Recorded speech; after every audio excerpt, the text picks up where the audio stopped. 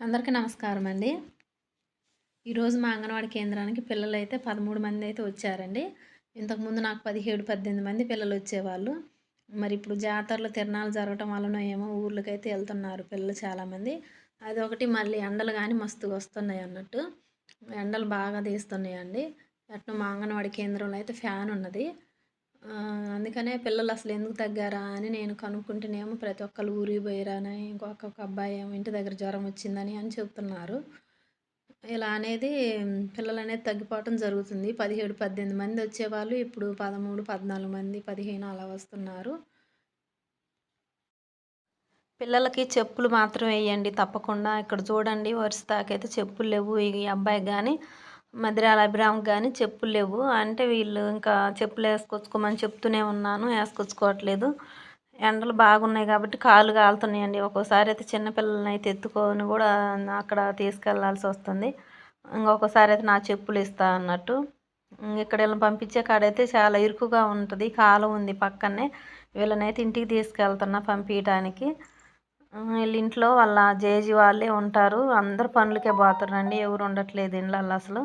మిరపకాయలు కోయటానికి పోతున్నారు. ఇక్కడ ఇది ఎక్కలేదు ఆమె.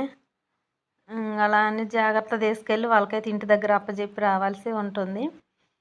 ఈ సైడ్ నుంచి అయితే అసలు ఎప్పుడైనా 6 మంది 7 మంది వచ్చేది. ఈరోజు అయితే ఇద్దరే వచ్చారు ఈ బజార్ నుంచి.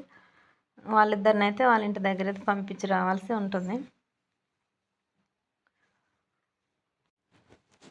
ఇక్కడ ఇల్లులు అయితే చాలా దూరం ఉన్నాయి. మావి పాత ఊర్లో ఉంటేనే దగ్గర దగ్గర ఉన్నాయి. ఇక్కడ కాలనీలు కాబట్టి ఒక్కొక్కరికి 5 సెంట్లు అట్టిస్తారు కాబట్టి స్థలం ఇల్లులు దూరం దూరమైనా, బజార్లు కానీ చాలా దూరమైనాయి.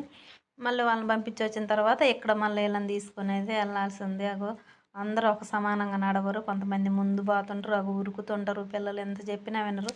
కొంతమంది కింద పడతారని చెప్పినా వినరు. వాళ్ళు ముందు ఉరుకుతూనే ఉంటారు.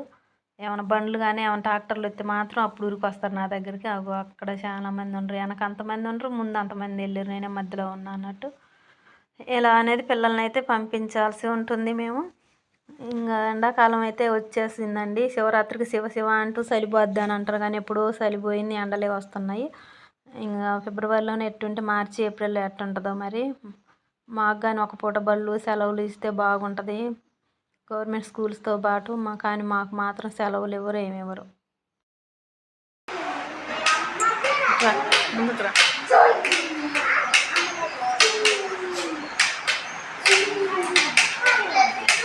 చదువు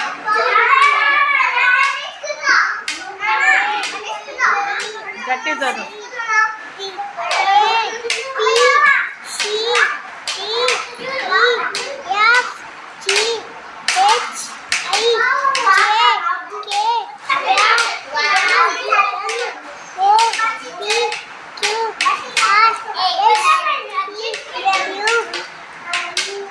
VWII పట్టలేదా? ఛానల్ సబ్స్క్రైబ్ చేసుకోండి. థ్యాంక్ యూ అండి.